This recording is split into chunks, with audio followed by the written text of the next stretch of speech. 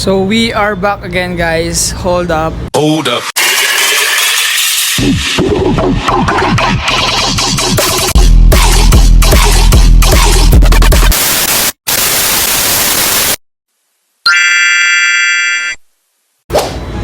So andito kami ngayon sa may Baguio. And today is December 19 and 2022 and this is my birthday. So happy birthday to me. So dito ko sinelebrate yung yung dito namin sinalubong ng girlfriend ko yung bisperas ng birthday ko. So andito kami ngayon. Kahapon pa kami nandito December 18 kahapon. Dumating kami dito magdidilim na. So ito, ang ganda ng view.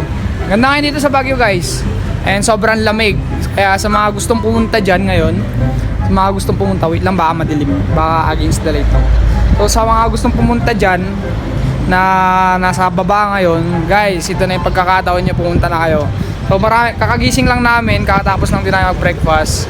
Ligo lang kami, tapos gagala. Then bababa na ng Pangasinan. So sa mga tawag dyan, yun lang, pinaalalanan ko lang kayo na pumunta na kayo dito kasi maraming vacation ngayon. So yan, ang ganda ngayon ng view, guys. Ito, papakita ko. Yan, ganito ngayon sa Baguio City. Wow! Nasa 5th floor kami ngayon eh. So ayan, guys, pumunta na kayo dito kaya pinakitaan ko na kayo ng vlog. Mga malayo dyan na mga subscribers ko. So yun, guys, ulit, happy birthday to me. Nag-vlog lang ako, tapos papakita ko lang yung mga pupuntahan namin mamaya na mga tourist spot. Kaya yun, kung sa mga nagtatanong, 24 years old na ako. Ayan, matanda na ako. 24 years old. So pero looks 14. Minus 10. So ayun, guys, tawag doon, gagalan na kami. Ang ganda ng view doon, stage. Pero ang alam ko, yun, may isang sikat na tiktokeris na taga doon. Pagkakalam ko yun, yung bahay niya yung maliit doon. So yun na nga, guys, maligo na kami. Good luck na lang sa atin mamaya and ingat. Ayun, guys, papunta na dito yung fog. Yan, nakikita nyo. Yan, wala pang fog dyan, tapos mamaya. Yan, yung mga manggagaling dito na fog, papunta doon. Yun, mamaya kalat na yan. Wala ka nang makikita dyan mamaya. Ayan, napakaganda ngayon dito sa Baguio. Ayan, tirik na tirik yung araw. Tirik na tirik. Actually, lamig pa rin.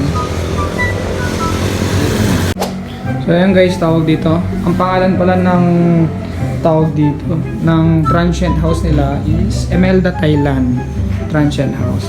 So ayan, kompleto sila dito, guys. Meron silang ref. Ayan, pwede kayong magluto. Oven sila. Pwede kayong makigamit mga nila, plato. So ito isang kwarto. Kompleto, guys. Then meron ring isa pang kwarto dito. So yun, feel at home. Yan, wala nang tao dito. May CR din sila, guys. Kasi may TV sila, pwede kayong mag-rest dito. So ayan, guys, tawag doon, goods na goods dito, promise.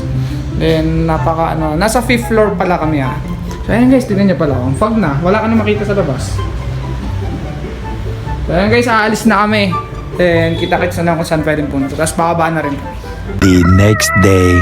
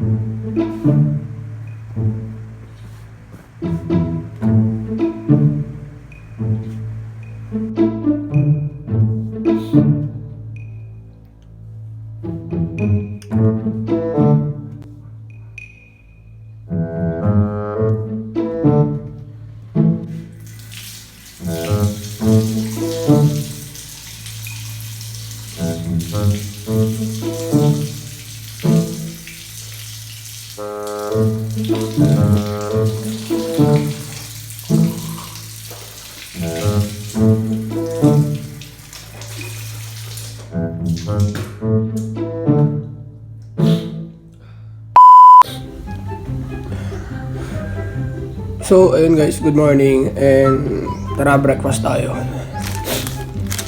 So, yung nakauwi na pala kami galing Baguio. Okay, and dito na namin sinelebrate yung birthday ko. Kumain na kami sa labas, guys. Tapos, yun, hindi na kami nagluto dito kasi, late na rin kami nakauwi. So, ang ginawa lang namin, nag-decide yung family ko na kumain na lang sa labas, mag-dinner. So, ayun, na-celebrate naman natin. And 24 years old na ako, okay. So, ang topic natin ngayon, guys, is yung about sa registered SIM card. And kasi nakita ko before mag-register, dapat pala kailangan pala i-register na yung SIM card kasi para iwas din, kinagandahan nun para iwas sa scam. Okay. Sarap ng tinapay. Okay. Kasi marami nagsisisulputan na mga scammer sa para iwas scam na lang din. Sayang din kasi maraming mga loko-loko ngayon sa mga about numbers. So yan, guys, kailangan nyo nang i-register yung mga number nyo para secured na rin. At least registered ka na kung wala pang registered sa pamilya nyo. Diba yun yung pagkakataon, maging registered SIM card. RSC. Gaya ko, Aguirre Christian Ruby J. RSC. Diba? Kita nyo naman dyan sa thumbnail. So, joke.